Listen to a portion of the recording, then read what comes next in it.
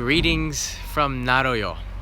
So I was hitchhiking from Shibetsu, a small town known for sheep and lamb, just basically animals with lots of fur. And I left that place, and I was picked up by three nice guys who live in this town, which is the next town over from Shibetsu, Naroo. Now, I was saying a bunch of stuff like, oh, there's no highway and low way and every road comes this way. I was wrong. Apparently there's a bypass, and the bypass goes around the towns, and everyone going straight to Wakkanai is taking the bypass. I missed that. Shoot. So tomorrow morning, because I'm not gonna make it, if you look, and these roads are just long, straight, and empty. It's pretty impressive in a way, like Wyoming or South Dakota in the United States. Just really long, square roads. You can see the sun is setting over there. I can't hitchhike anymore, unfortunately. I'm staying in a place called the Grand Hotel, and thankfully it doesn't have a very grand price. It's fairly affordable. Hey, Miss Clark. Jason Sellers is back. Vaughn, how you doing? Lynx is in the house. Yuki, how you doing? Mello, hi. I do like this town, and I really wanted to stop in a small town on the way to Wakkanai, somewhere that was somewhere that nobody stops, and I found that town, and it's Naroo, with very, very long straight roads that lead, I don't know, to that mountain. They're just really long straight roads. You can hear music. I don't know what that is. Yaki, okay. Look at the sky up here. It's very, very open and wide, isn't it? Naroo. This is where I end the day in Naroo, downtown Naroo. I don't have the Osmo. I got out of the hotel because I saw the sun was going down, and the iPhone stabilizer doesn't work on YouTube apparently. Oh, Apple and YouTube, they hate each other. Can't we all just get along? So there's the White Tree House. Oh, Shirokiya. Wait, that's Shirokiya. That's a chain. Hokkaido bugs. All right, here comes a Yaki emo truck.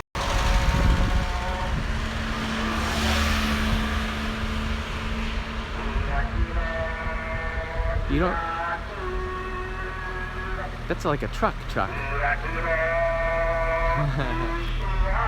Ishi Yaki emo. Yeah.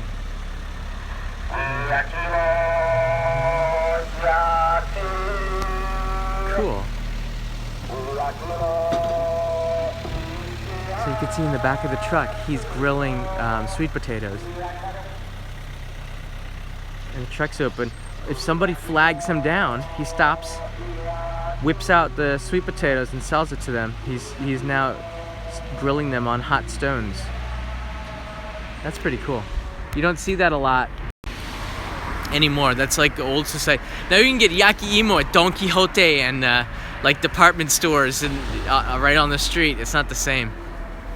So I don't want to make a really long feed because these Only in Japan Go episodes seem to go on for like 80 minutes. Last night was a marathon session. I left you guys, those that were watching the live feed, I left you in limbo, and I didn't want to do that. And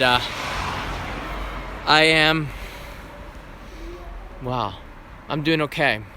I learned a couple of things.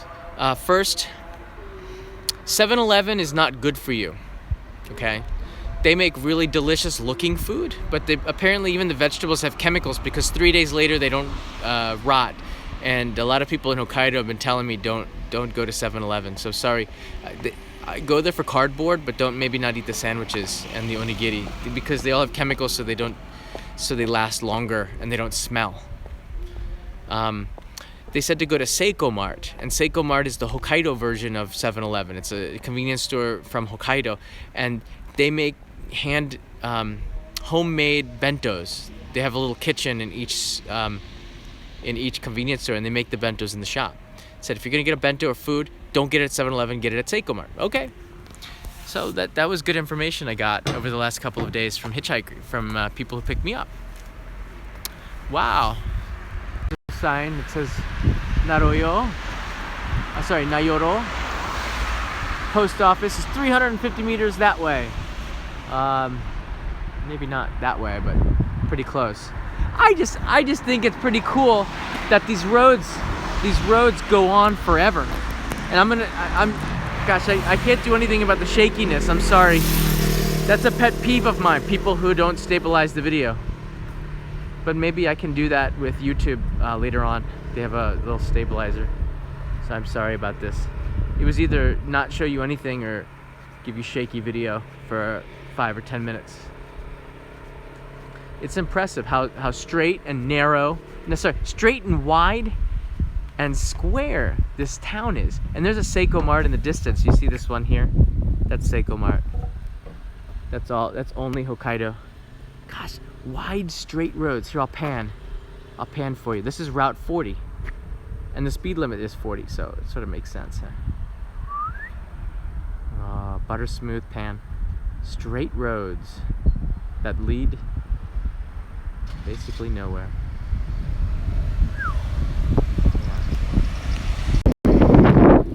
Yamazaki does as well. So I got a message in here saying Yamazaki has hey! Good, how are you? Wow. I'm just live streaming here from Nayoro. Oh, he knows me. That's pretty cool.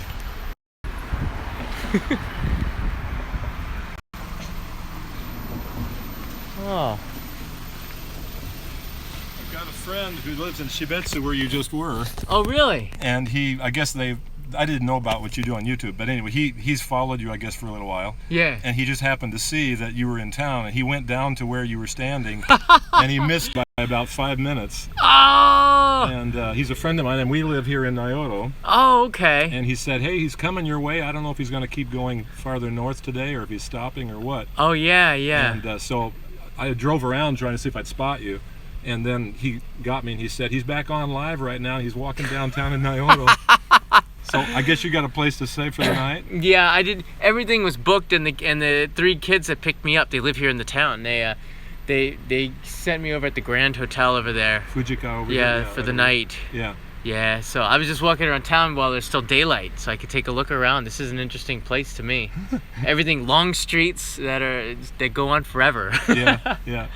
So cool. You're from Kagoshima? No, I'm from Tokyo. Okay. But I started the hitchhiking from Kagoshima, yeah. Wow. How long ago? Wow.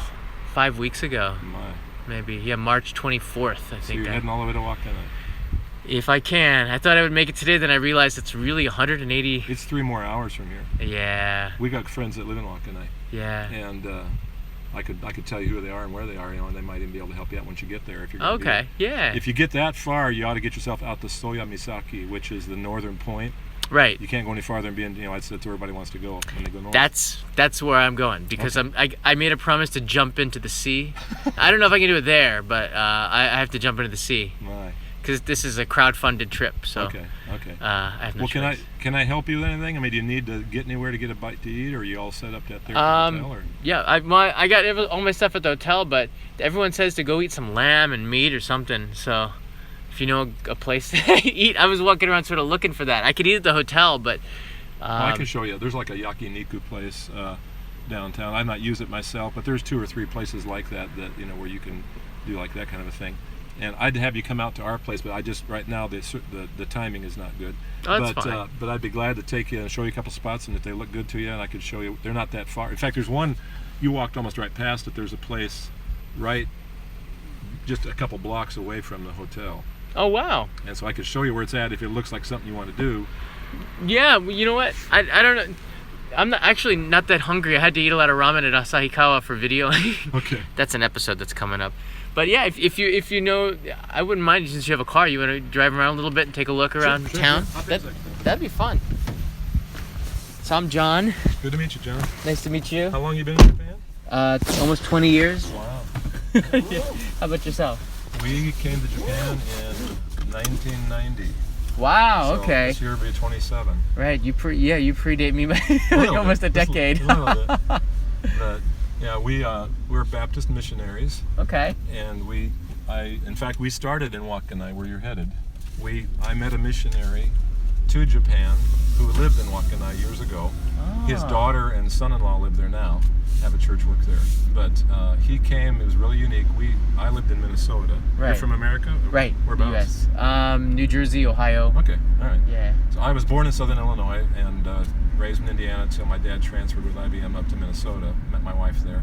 And anyway, long story, but we were in a small church up in Minneapolis area, and our church supported a missionary to Japan that I had never met. But he came back to the States with a group of about 25 Japanese people Right. to visit America. His daughter was getting married and some things were taking place.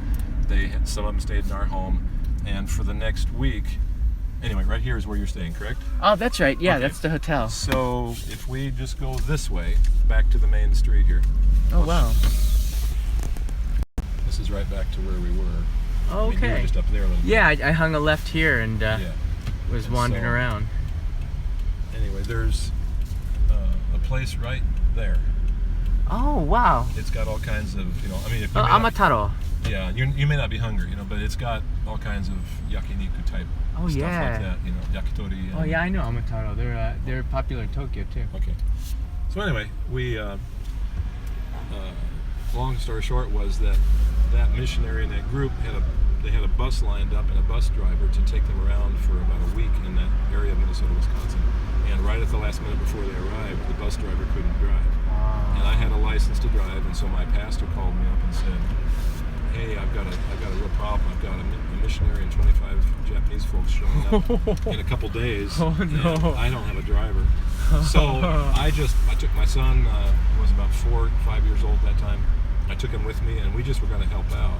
And I took that group around, and during that week, God began to deal with my heart. I met Japanese people and began to get to know them and realize that so many of them have never even heard who Jesus Christ is, let alone read a Bible or anything. Oh, yeah, yeah. And so that was in the fall of '89, and in an amazing way, God allowed us to come to Japan, and we had support of a few churches, and we had my wife and 3 little children, and we came to Wakkanai in September of 1990. Wow. Spent 2 years there working with that missionary and trying to get on our feet with the language and stuff. And then That's incredible. we came down here and we lived here